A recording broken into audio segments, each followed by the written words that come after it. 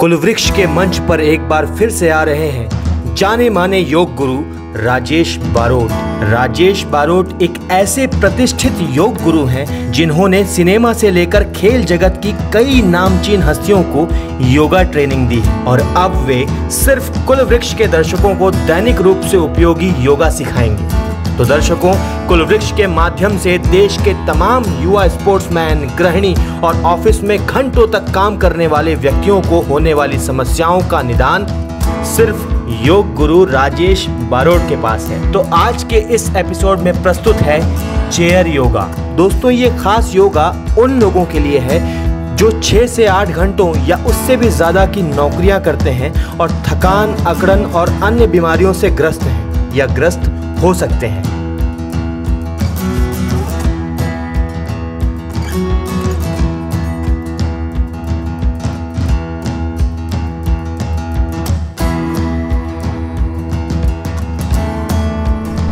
दोस्तों, आज हम लर्न करेंगे चेयर योगा, जिसमें बहुत छोटी छोटी क्रियाएं और अद्भुत परिणाम है उसके। तो हम सब जानते हैं कि ब्रीथिंग इज लाइफ, श्वास ही हमारा जीवन है। बगैर खुराक और बगैर पानी हम 2-3 दिन रह सकते हैं, लेकिन ब्रीथिंग बगैर हम 5 मिनट भी रहना बड़ा मुश्किल है।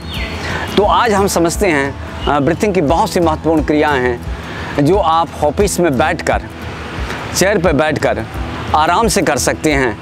और अगर मान लीजिए कि आपको ऑफिस में काम करते करते, जैसे कई लोगों का वर्किंग आवर्स 8 आवर्स है, कई लोगों का 10 आवर्स हैं, कई लोगों का 6 आवर्स हैं, तो कभी कभी हमारा मेंटल एनर्जी, हमारा लेवल ऑफ एनर्जी बहुत डाउन हो जाता है। तो उसमें कौन सी हम ऐसी क्रिया कर सकते हैं कि जिससे आपका एनर्जी लेवल अप हो जाए और 3-4 घंटे सोने के बाद जो ऊर्जा निर्मित होती है, वही ऊर्जा आप एक छोटी सी क्रिया में प्राप्त कर लोगे। तो हम कौन सी छोटी क्रिया ऐसी आज सीखने जा रहे हैं। तो उसका प्रथम स्टेप यह देखेंगे। सिंपली उसको देखिए, जैसे आप ये चेयर पर बैठे हैं, हैंड्स को लूज छोड़ दीजिए, लेग्स को भी रिलैक्स छोड़ दीजिए, शरीर पूरा शिथिल छोड़ दीजिए और ध्यान आप श्वास पे दीजिए। जैसे normal breath in, breath out, श्वास बाहर शांत से, फिर से सांस लिए, ब्रेथ आउट, बॉडी रिलैक्स। तो ये हम सिंपल ब्रीथिंग पहले करेंगे, उसके बाद में हम करेंगे नेचुरल ब्रीथिंग। नेचुरल ब्रीथिंग कैसे करना है? जब आप सांस लेते हैं तो पेट फैलना चाहिए, सांस छोड़ते हैं तो पेट सिकुड़ जाना चाहिए। यानी कि आप गहरा सांस लेते हैं, यहाँ नाभि तक सांस जाना चाहिए और आपका जो स्पाइनल कॉर्ड है के लास्ट हिस्से तक सांस पहुँचना चाहिए। अगर यहाँ तक सांस पहुँचता है तो इसका मतलब कि आप करोड़रज्जु के लास्ट हिस्से तक, स्पाइनल कॉर्ड के लाल हिस्से तक सांस आपका पहुँचता है। लेकिन आपका नाभि स्पंदन होना चाहिए, मतलब कि बेली अप एंड डाउन होना चाहिए। जब आप सांस लेते हैं तो पेट ऐसे फैलना चाहिए, नॉर्मल। अब जब सांस छोड़ते हैं तो पेट सिकुड़ जाना चाहिए। और यदि ऐसा आप 30 या 40 टाइम आप गिनते हैं तो आपका एनर्जी लेवल बहुत अप होगा, ऑक्सीजन लेवल अप होगा और आपको स्फूर्ति, ताजगी, उमंग और उत्साह और आपकी मनस्थिति बदल जाएगी। अगर आप सांस को गहरा, स्वाभाविक और लयबद्ध करते हैं तो तुरंत ही आपकी मनस्थिति शांत हो जाएगी और आप वर्तमान में रहने की जो कुशलता है वह बढ़ जाएगी और आपका जो कार्य क्षमता है वह भी ब्रीथिंग के कारण बढ़ जाएगी। तो यह आप रूटीन में इसको कर सकते हैं। जैसे जब आप चेयर पर बैठते हैं तो एकदम विश्राम की स्थिति में रहिए। मन और शरीर दोनों को तनिक भी तनाव नहीं होना चाहिए और एकदम विश्राम की स्थिति में बैठना है। जैसे कई लोग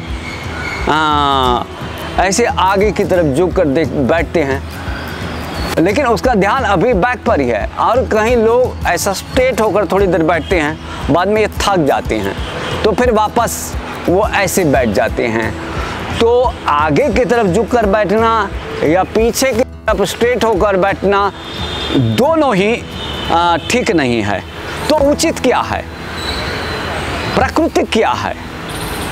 तो जब आप चेयर पर बैठते हैं या ग्राउंड पर बैठते हैं तो आपका ध्यान हिप्स और लेग्स पर होना चाहिए और बस ऐसे विश्राम की स्थिति में बैठना है। आपको बैक को तनाव नहीं देना है, आपको ऐसे भी नहीं बैठना है, ऐसे भी नहीं बैठना है। ये स्पाइनल को रिलैक्स छोड़ दीजिए और पूरा ध्यान आपका लेग्स पर और हिप्स पर होना चाहिए। और इस तरह जब आप बैठते हैं तो विश्राम की स्थिति निर्मित होती है। अगर आप ऐसा बार बार झुकते हैं तो रिपीटेटिव मोशन इंजरी होगा, मतलब कि आपके जो कंधे हैं वो आगे की तरफ झुक जाएंगे, आपका जो हाथ है वो भी आगे की तरफ झुक जाएगा। इसलिए आपको फॉरवर्ड आगे की तरफ भी झुकाव ना होना चाहिए, पीछे भी झुकाव नहीं, लेकिन पूरा ध्यान का बहाव आपके हिप जॉइंट्स पर होना चाहिए, हिप्स पर होना चाहिए और एकदम विश्राम की स्थिति में ऐसा बैठना है।